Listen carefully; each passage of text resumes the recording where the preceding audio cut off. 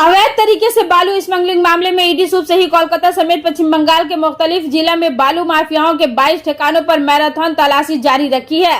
कोलकाता के बहला, sector 5, reagent park, Jhargram, गोपी बल्लभपुर के ब्लॉक 1, ब्लॉक 2, कल्याणी, पश्चिम मिदनापुर, उत्तर 24 परगना के 6 ठिकानों समेत कुल 22 ठिकानों पर छापेमारी की गई है। कोलकाता के सेक्टर 5 के GT meaning private limited company room number 2112 Arun Saha के ऑफिस में सुबह 6 बजे से ईडी की तलाशी जारी है। ईडी अफसर के सूत्रों के मुताबिक गुज़िश्ता 3 वर्षों से बालू माफियाओं पर ईडी की नजर थी। इस सिलसिले में ईडी ने ECIR यानी FIR भी दर्ज की। यही वजह है कि आज सुबह से ही कोलकाता समेत पश्चिम बंगाल के 22 ठिकानों पर 100 से ज्यादा ईडी की टीम सेंट्रल फोर्स के साथ छापेमारी की है।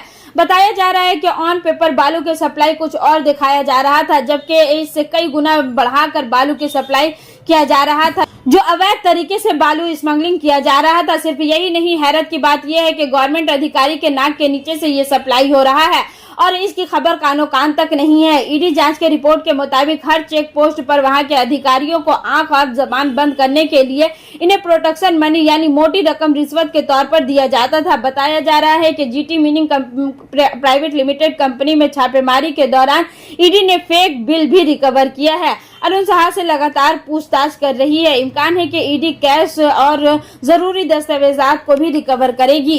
दूसरी जानिब रीजेंट पार्क में एक बीमा LIC कंपनी के अधिकारी संजीव बयोड के एक घर पे छापेमारी की है।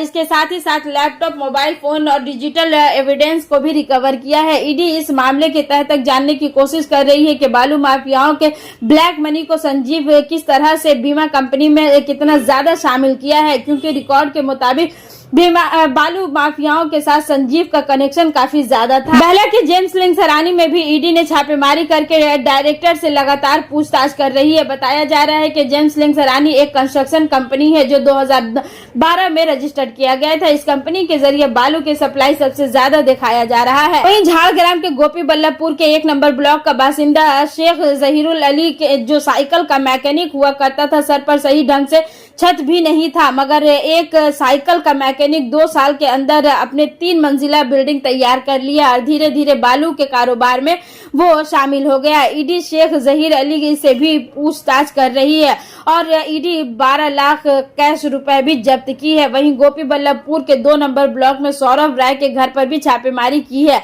जहां से कैश और डिजिटल एविडेंस जब्त करने की खबर आ रही है। झाड़ग्राम के भीमल गांव में अनंता बेरा के घर पर भी छापेमारी की गई है। याद रहे कि 2 मई को पुलिस ने अनंता बेरा के बेटे अमरजीत बेरा को इल्लीगल कंकरी सप्लाई के मामले में गिरफ्तार किया था।